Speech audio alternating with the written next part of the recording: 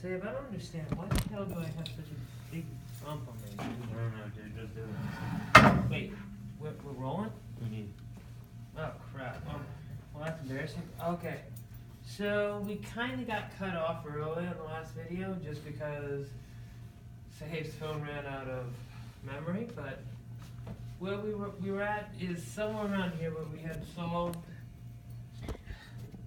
We didn't solve it. We set up the differential equation, and then what we just do is we plug in 4 years law for Q.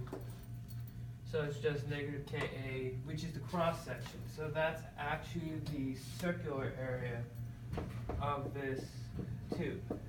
It's not the surface area, which is what you would have used up here. So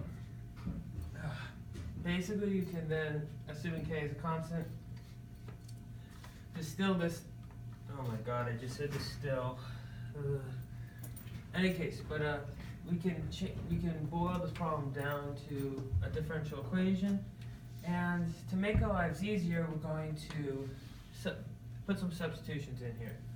So first we're going to define a theta, which is just our temperature difference, an initial theta, which is just the temperature at the base, difference between the temperature of the base and the temperature of the atmosphere, and m squared is just this lumped constant.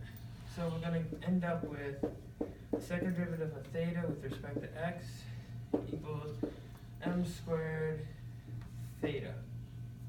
And the reason why this is just theta here is because we take the derivative of theta, this constant goes away.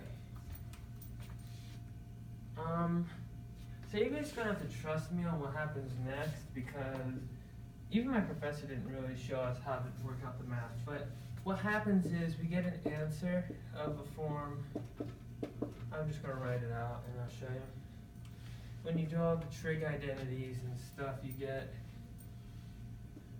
cosh mx minus tangent h, I don't even know how to pronounce that, ml sine, hyperbolic sine, it's ugly, of mx.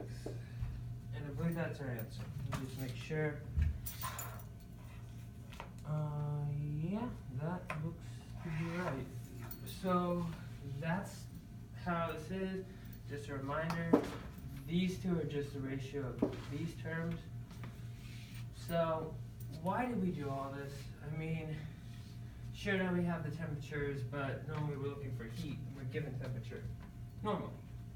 So then I'm just going to keep that on the board, erase the derivation, and continue onward. So in order to find out how much heat we conducted throughout this whole rod, we have two options. We can do conductive, because all the heat entering the system has to come from this base. So it has to enter the base. And because there's no accumulation in the rod, we can either find the heat convected. So we can do the convective method. So to do the conductive method, it's just Qx is equal to negative Ka dt dx. To do the convective way, it's just integral from 0 to L p dx h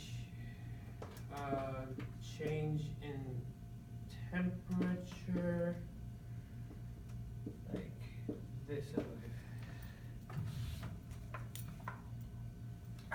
Nope, sorry, temperature of the base. So pretty much,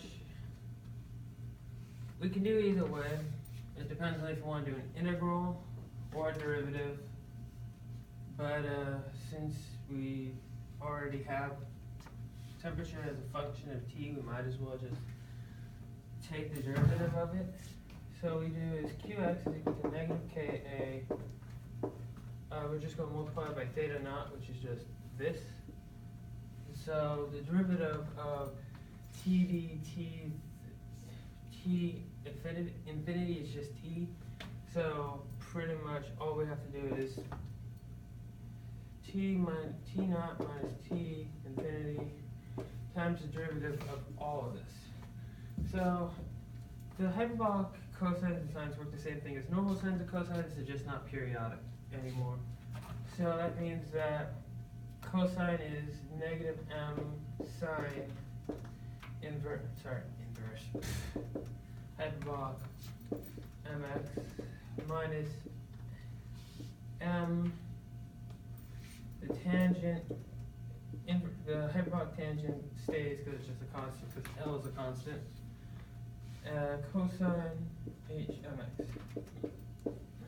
So this is our answer, and since all the heat is conducted where x is equal to 0, that's the value of x we're going to put in.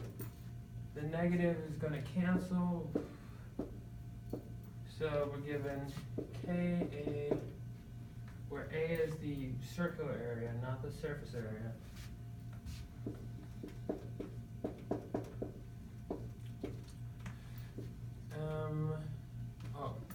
So, like I said earlier, they're the same as their periodic equivalents. So sine, hyperbolic sine of 0 is 0. That goes away. The tangent stays because the constant, and this is 1. So that's our answer. This is the amount of heat that flows throughout the rod. Now, if you do it for the convective way, you'll find you get the same answer.